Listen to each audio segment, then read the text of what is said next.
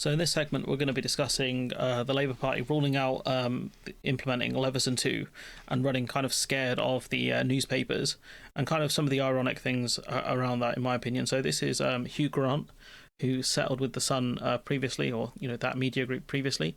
So Hugh Grant has called for police to open a criminal investigation into owners of The Sun, saying the job is not done by any means after Prince Harry settled his privacy claim. And so Prince Harry's court case was effectively settled. So the news group settled with him out of court. So we don't know certain things, but there are allegations that they've perjured themselves, which we'll talk about in a minute.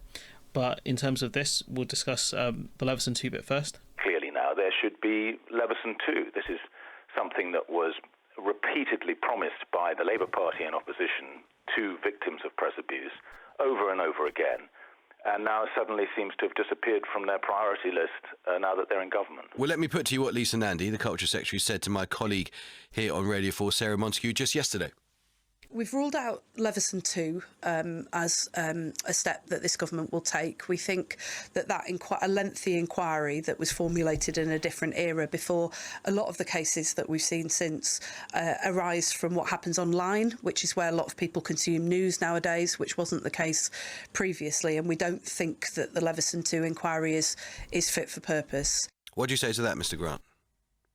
I have some sympathy when I'm in a generous mood for politicians who are terrified of the Murdoch organisation and of their power to destroy their careers and affect their political ambitions and their party's fate in an election. But this is why we now need leadership from the Prime Minister. If a government is there for anything, particularly a Labour government, it is to protect the public from the abuses and criminality of big corporations. And I agree with them 100% there. And, this is one of the things where I think the Labour Party managed to get an endorsement from one of the major newspapers, one of the kind of right-wing newspapers, by promising not to implement Leveson 2. That's what we heard just before the election, when they got that late endorsement. And that's it. That's the thing they feared the most, which is press reform, because they wouldn't be able to get away with stuff. And the irony is you have them writing, politicians writing in the Daily Mail. You have Starmer writing in The Sun, for example.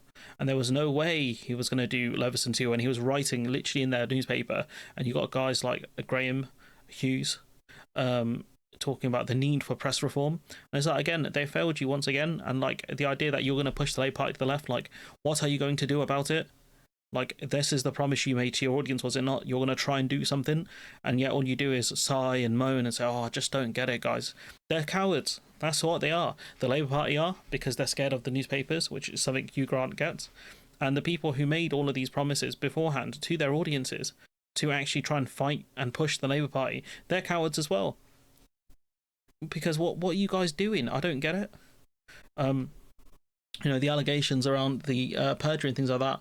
One, on the steps of the court on Wednesday, the claimant's barrister, Prince Harry, David Sherborne, had further claims that the disclosure made by NGN over the 5 years that the case had been running offered grounds for a fresh police investigation into perjury and cover-ups. And this is something that's mentioned twice, that campaigners are accusing the newspapers, NGN, of perjury.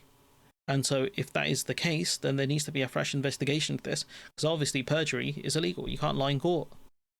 And this is one of the things like former Labour MP does mention here. His phone was hacked by the News of the World. He received damages. And you were actually due to be cross-examined, I think, in this case. Yes, on Monday. Had it gone ahead. On Monday I was meant to be on. This is the first time The Sun has admitted unlawful activity, not of its journalists, but of private investigators it hired. How significant is that, do you believe? Well, the first significance of it is simply that they have denied under oath, in a court case, under oath... Sorry, this would be a former Conservative MP, not a Labour one. ...at the Leveson inquiry, and again publicly, that this ever happened. So they finally admitted something which they have actually been lying about, and not just ordinarily lying, but lying under oath. Now, the real question now then becomes, was this ignorance? Were they totally incompetent? Or were they actually knowingly trying to mislead a court of law and a public inquiry? And if it's the latter, that's perjury. And if it's perjury, that in itself is a criminal offence. So somebody at News is in pretty hot water for that reason. And so we're going to have to wait and see on that if the police are actually going to be brave and investigate. Because again, everyone's scared of the Murdoch empire because of the power they had. Rebecca Brooke was a friend, or is a friend, of Tony Blair. And he was one of the people that consoled her during the court case at the time. That's how kind of close politicians are with these newspapers.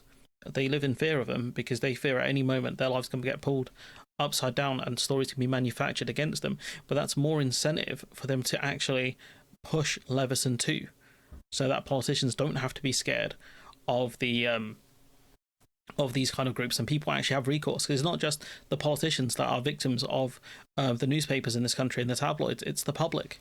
It's they hacked people's phones of the parents of a missing child. They hacked the Prince of the Realm. They hacked actors. They don't care. And so this is pure cowardice, in my opinion, from the Labour Party. It's pathetic. Absolutely pathetic. I don't have much more to say on this. It makes me sad that politicians are still scared of press barons, even in this era where their power is dwindling. And yet still they live in fear of them. But anyways, I'm going to leave it there. Let me know what you think in the comments below. Like, comment, share, subscribe. Support the channel on Patreon if you can. And hopefully I'll see you in the next one.